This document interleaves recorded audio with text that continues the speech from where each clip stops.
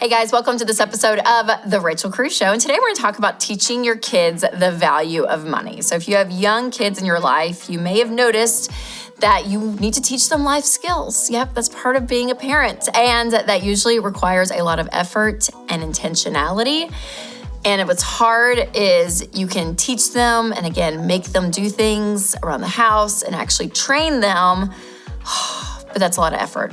Sometimes it's easier just to do everything yourself, but actually training them is worth it. So money, when it comes to talking to your kids about money, it can be hard to explain this concept to kids that are still really young and they can't fully understand everything.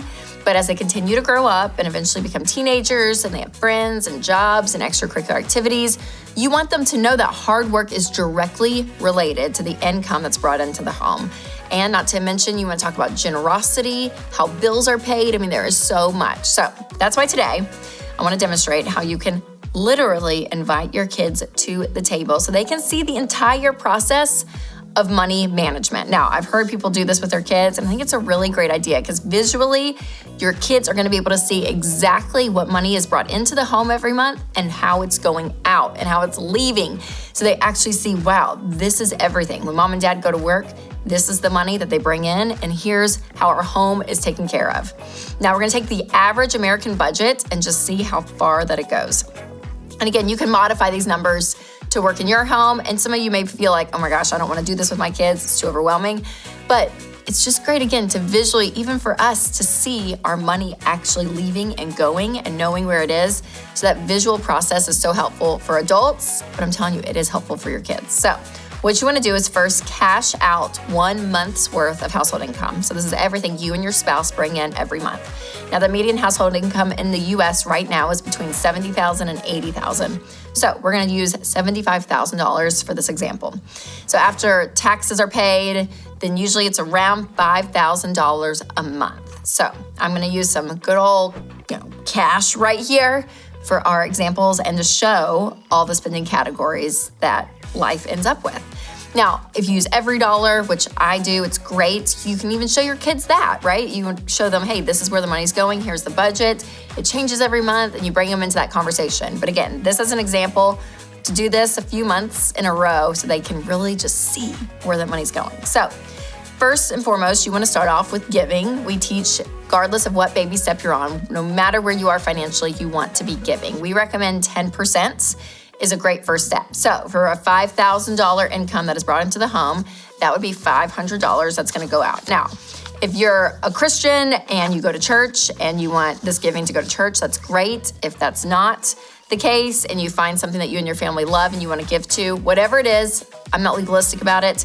Just make sure that you are teaching giving. Now, if you are a person of faith, there's a lot of scripture, a lot of reasons why we give through that filter. So I'd say have conversations with your kids around that too. Just letting them understand that giving is really, really important and it's part of this process.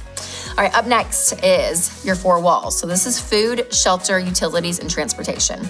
Now again, this is gonna be different, these numbers for every family, but we're gonna just do some averages, okay? So we're gonna say $500 for food. That's gonna be groceries and some out to eat is gonna go for food. Then we're gonna do water, electricity, gas, internet, and cable. So that will be $300 there. And then the mortgage, which is the big one. So this is going to include, again, rent or mortgage, HOA fees, everything in this. So that's going to be $1,700. 2, 3, 4, 5. A lot goes to the house and you'll feel it. You'll feel it. Okay, next is gas, car payment, public transportation. Whatever transportation is for you, you want to make sure that that is paid. So we're going to do $500 in that category. Okay, at this point, it's really good to let your kids see, hey, let's just count up how much has already gone to these necessities, right? These are your 4 walls. These are the things that you have to have. This is your needs. These are not wants. This is what has to be paid. And what's crazy is, again, that we pay for things as parents that our kids don't always see. It's like these invisible responsibilities, right? It's like the heat and the water running and keeping a roof over our head and having food to eat. All these things are really key. So letting your kids see these 4 walls is big. All right, next we're gonna move on to savings. So in this case, we're gonna say $500 this month. We're gonna put $500 here for savings. And then you got some debt. So your student loan payment is here and that's gonna be $500. And that's a great place to talk to your kids about, hey, we're gonna talk about college and going to a school that we can afford as a family so that this $500 can be in your pocket and not going out to Sallie Mae.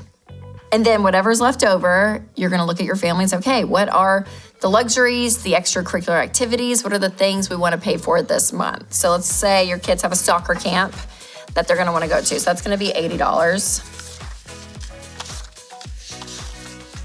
And then mom needs to get her hair cut, right? So we're gonna do $170 for that.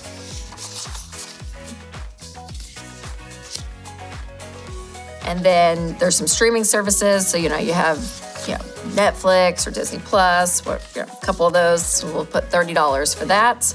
And let's say you have a YMCA membership, so that's $120. Okay, and then you have $100 left as backup. This could be your miscellaneous category. Just when anything comes up, you have that money covered. And that's it. Isn't that wild? And letting your kids see it again. I'm telling you, parents, this is a good exercise for you to do, to be like, ooh, where's all of our money going? Here it is. So bringing your kids in this conversation, I think, is really helpful for them to visually see what is going on. And again, this would be a great time for you to explain, hey, this is money, and we want to give, we want to save, and we want to spend it. We want to take care of our needs. So even when they start receiving money, whether it's for their birthday or Christmas or doing chores, they need to learn to give, save, and spend as well, because that is going to be their responsibility as kids as you're teaching them these things. So if you love the give, save, spend method, check out our new Smart Saver Banks at RamseySolutions.com, because again, being visual with money and kids is so helpful. All right, guys, thanks so much for watching this video, and I hope it gave you some language and visual aid ideas so that you can implement talking about money with your little kids. That's really gonna help them grow into great money responsible adults. Okay, send this video to a friend or even your spouse who might be interested in teaching their kids about money. And remember to take control of your money and create a life you love.